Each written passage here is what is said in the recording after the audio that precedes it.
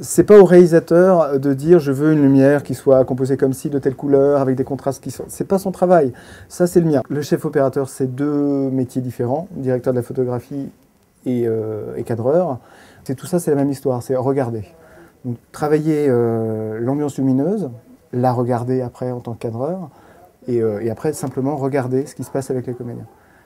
Donc moi, par exemple, c'est pas rare que je me retrouve dans une situation physique, comme tout le film en caméra portée, c'est un choix de Roland du départ. Il n'est pas rare que je me retrouve dans une situation où je me demande, tiens, pourquoi je suis à genoux là? Je ne m'attendais pas à me retrouver à genoux dans la flaque, par exemple, qui reste un grand moment. Mais simplement, mes yeux ont suivi Maya. Maya est tombée à genoux et je suis tombé à genoux sans même m'en apercevoir. La lumière telle qui les éclaire n'existe pas. Elle est fausse, quoi. Elle est inventée, elle est stylisée. Par ailleurs, on est en caméra portée, donc comme si c'était vrai, quoi. Comme si on était dans du reportage, comme si on était... et cette tension-là, elle ressemble beaucoup à Roland, en fait, de mettre des choses en contradiction et les faire avancer ensemble, quoi.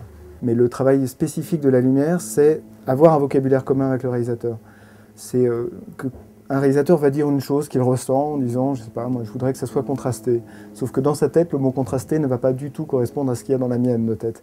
Donc il faut qu'on ait un vocabulaire commun et des images en commun. On a regardé beaucoup d'images de films et on a encerclé petit à petit ce qu'on trouvait juste. Et moi, ce que j'ai compris de ça, c'était effectivement des lumières, comme tu le disais, plutôt travaillées en contre, en trois quarts contre, qui sont vraiment très...